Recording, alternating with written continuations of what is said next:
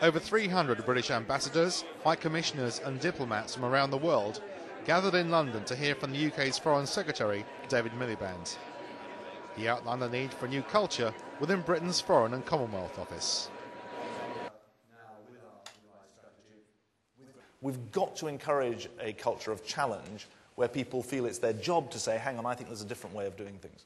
And I think there's a different way of looking at this. And are you sure that this course that you're set on is actually going to deliver on the goals that you say you've got? Because I think the goals you've got aren't actually going to be delivered by the policies that you're pursuing. So there's a sort of culture of creativity and challenge that I think is very, very important. He also spoke about the need for organisational change within the Foreign Office. The difference, in my view, between a good organisation and a great organisation is that a great organisation has the ability to think about the vision and the strategy as well as at the same time as thinking about the tactics. And I think that we've got to get that balance right, really, because if we don't, we'll never actually be the sort of creative organisation that we've got to be, given how much change is going on in the wider world. So those are some of my reflections on the huge asset that we've got, this unique global asset, but also how we've got to try and take it forward. The Foreign Secretary then detailed global shared interest, as well as the shift in power in the world from west to east, from state to individual, and national to international.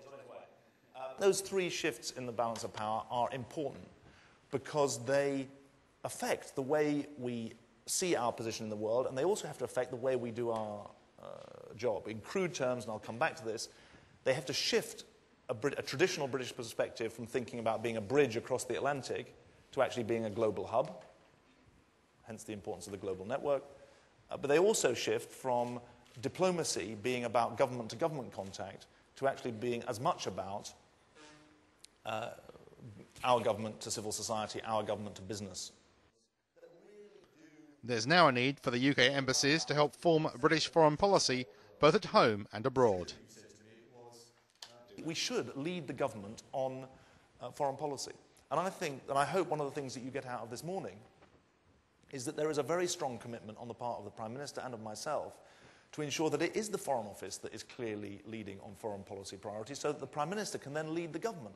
That doesn't mean he will accept everything that we say. He shouldn't. He should exercise judgment about the recommendations that we give to him. But it should be in this organisation that we have the greatest repository of knowledge and the biggest ability to think in the most innovative and creative ways about how we tackle the problems that the country faces.